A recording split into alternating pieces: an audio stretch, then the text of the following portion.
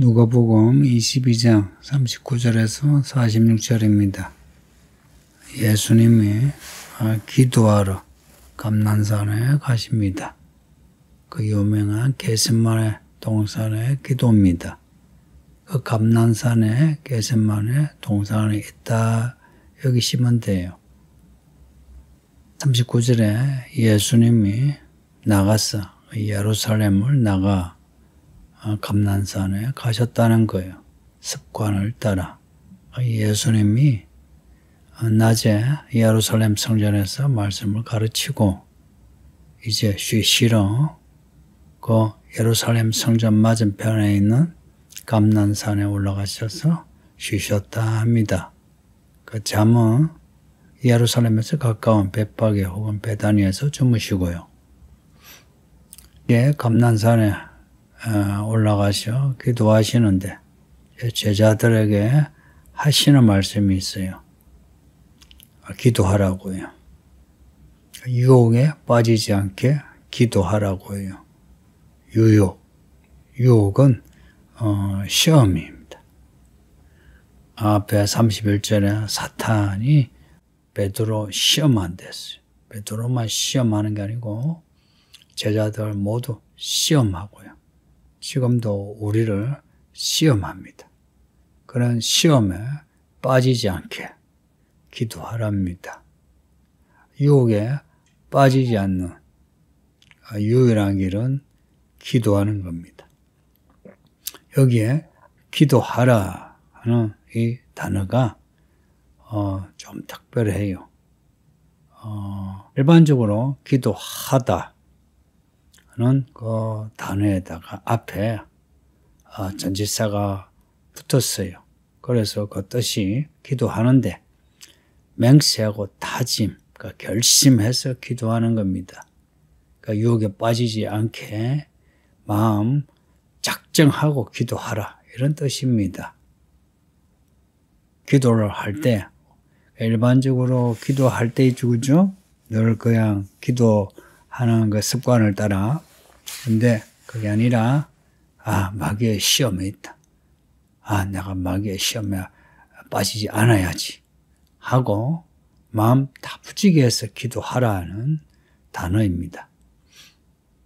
예수님이 이렇게 당부하시고 제자들에게서 좀 떨어져서 돌 던질 만큼 가서 무릎을 꿇고 기도하셨다. 무릎을 꿇고 기도하셨다. 무릎을 눕히다는 뜻인데요.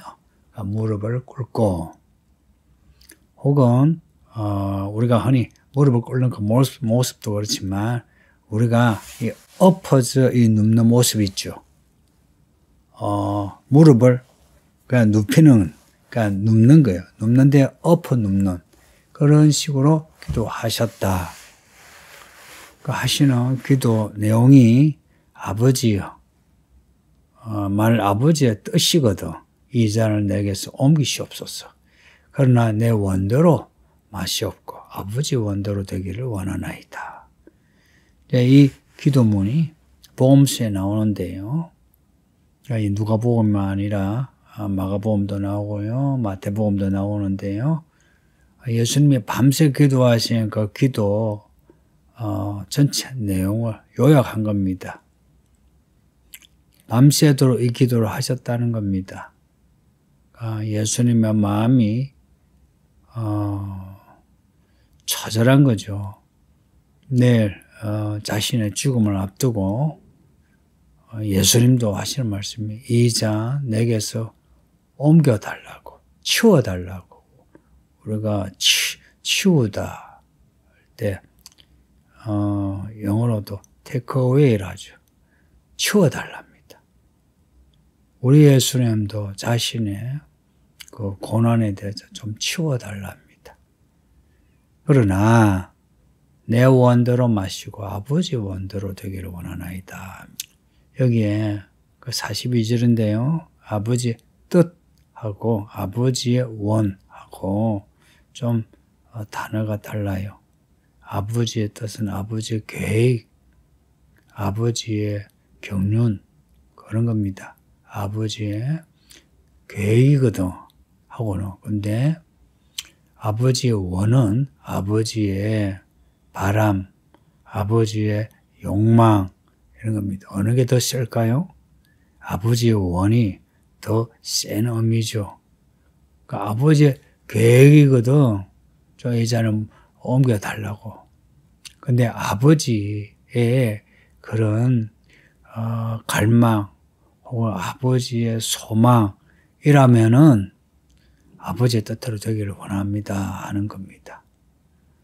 저는 이 단어를 보면서 참 예수님이 아버지 하나님께 엉기면서 그러면서 아버지에게 전적으로 순종하는 그런 모습을 보고서 참 제가 부끄럽고 또한 감동이 됩니다. 아버지 하나님이 우리에게 용납하시는 거 그건 우리가 해도 되겠죠. 근데 아버지가 원하지 않는 거 있죠. 그런 것은 하면 안 된다는 겁니다. 13절에 천사가 하늘로부터 예수께 나타나 힘을 다하더라. 예수님이 부활하시기 전이에요? 죽으시기 전이에요? 그러니까 예수님이 기도하실 때 천사가 예수님께 기도할 힘을 다하더랍니다. 그러니 예수님이 힘쓰고 힘써 더욱 간절히 기도하셔 땀이 땅에 떨어지는 핏방울 같이 되었더랍니다. 예수님이 기도하실 때 천사가 돕더라는 거죠.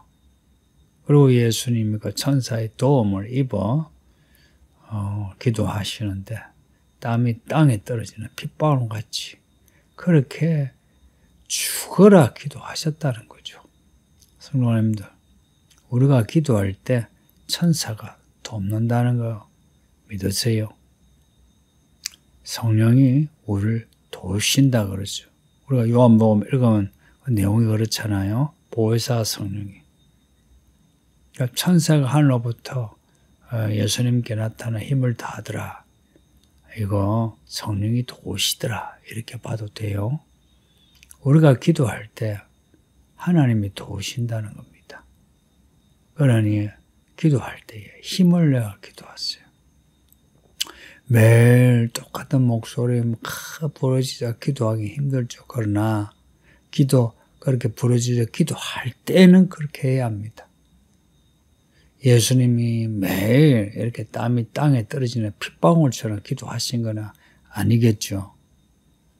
그러나 이러한 하나님의 일을 앞두고 참 그 마음이 심히 괴로울 때 이렇게 기도하는 거예요. 우리도 살면서 심히 괴로운 일을 앞둘 때 있죠. 그러면 기도하는 겁니다. 기도하는데 더욱 간절히 기도하는 겁니다. 애써서.